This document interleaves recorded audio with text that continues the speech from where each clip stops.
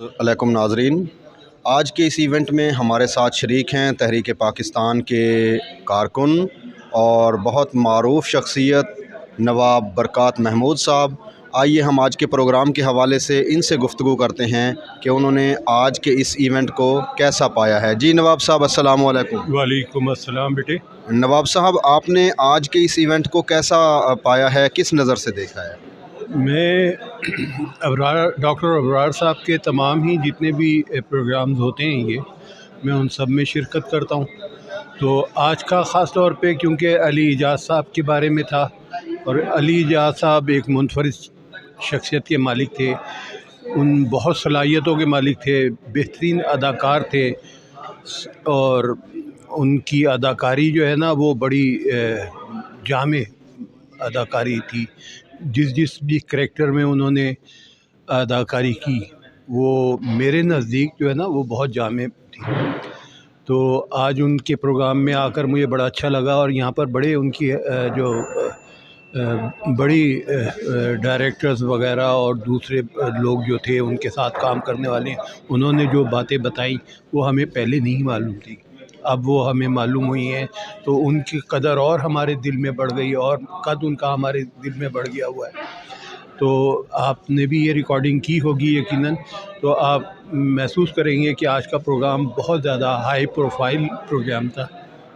तो अल्लाह उनके दर्जात और बुलंद करे और उनकी ज़िंदगी पे और भी काम होता रहे। अच्छा नवाब बरक़ात महमूद साहब, आप तहरीक पाकिस्तान से ही जो हैं आप फ्रंट लाइन के मुजाहिद हैं, और पाकिस्तान बनते भी आपने देखा, और पाकिस्तान बनने के बाद जो कुछ यहाँ पे होता रहा है, चाहे वो इल्मी और अदबी उफ़क़ हो या फ़िल्मी दुनिया हो या ज़िंदगी के दीगर शोबे हों, तो इस हवाले से आपके जहन में यकीनन कुछ याददाश्तें होंगी, वो क्या आप हमारे साथ शेयर करना पसंद करेंगे? आपने पहले अल्फाज जो है ना वो अदबी और फ़िल्मी तो बहुत अच्छा दौर गुज़रा है पाकिस्तान का, और अदबी भी, लेकिन सियासी दौर जो है ना वो मेरे नज़दीक बड़ा मायूस कुन गुज़रा है, और इस पर जिस कदर भी अफसोस किया जा सकता है वो किया जाना चाहिए।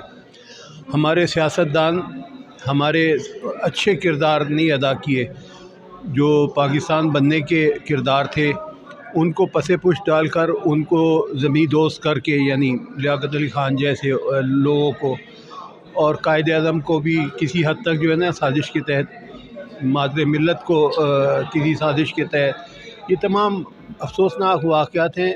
और कल का परसों का दिन जो गुज़रा है 16 का, उसमें साने मशरक़ी पाकिस्तान के हवाले से, तो मैं कहता हूँ कि भाई वो तो होना था, वो हो गया।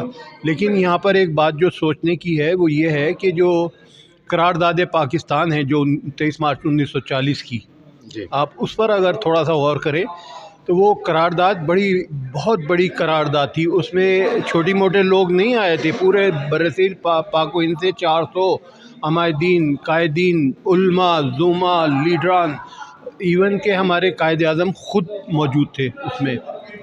और वो करारदाद जो पेश की गई उसमें, उसके तहत वो करारदाद को तो आप समझते होंगे कि करारदाद क्या चीज़ होती है। ये एक लाएअमल होता है जिसके लिए पूरी कौम ने चलना होता है, उस कौम ने उस पर चली, और 2 मुल्क बनने थे।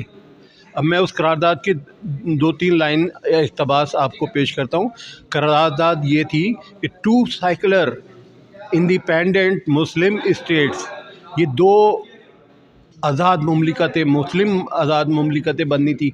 वन इज़ बैंगसाम, असम इतना बड़ा है जिसकी कोई हद नहीं, बंगाल आधा काट के जो है ना वो लॉर्ड मैकाले ने हमारा वो आधा वो काटा, इधर पाकिस्तान बनना था। 2 secular independent, one is Bangsam and other is Pakistan.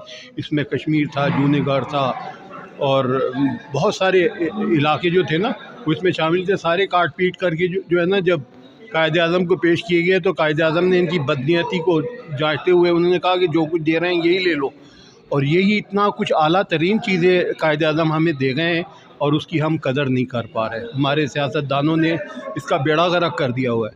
अगर हमारे सियासतदान ठीक हो जाएं तो ये मुल्क बड़ी ज़रखेज़ है, साकी वो क्या कहते हैं, ये मिट्टी ज़रा बड़ी नम हो तो ये मिट्टी बड़ी जरखेज़ है साकी।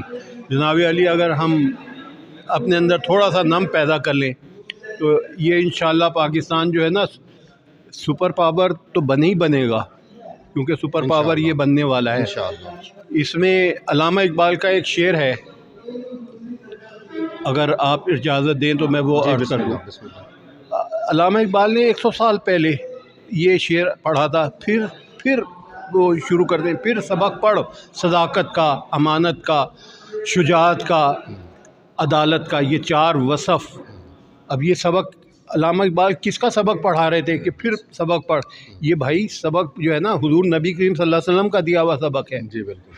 जो उन्होंने जाहिल बद्दुओं को 313 को तैयार किया और 1500 आदमियों को उठा दिया, उसमें बड़े बड़े जलील कदर उनके सरदारान को जो है ना, खालिद बिन वलीद के दादा को, और उसमें अबू जहल भी वो, तो वहाँ से वो जो चंद लोग इकट्ठे हुए हुजूर नबी करीम सल्लल्लाहु अलैहि वसल्लम की सबक पर, उसने हमें पूरी दुनिया पर मुमताज़ उम्मत बना दिया और हम पूरी दुनिया पे छाते चले गए।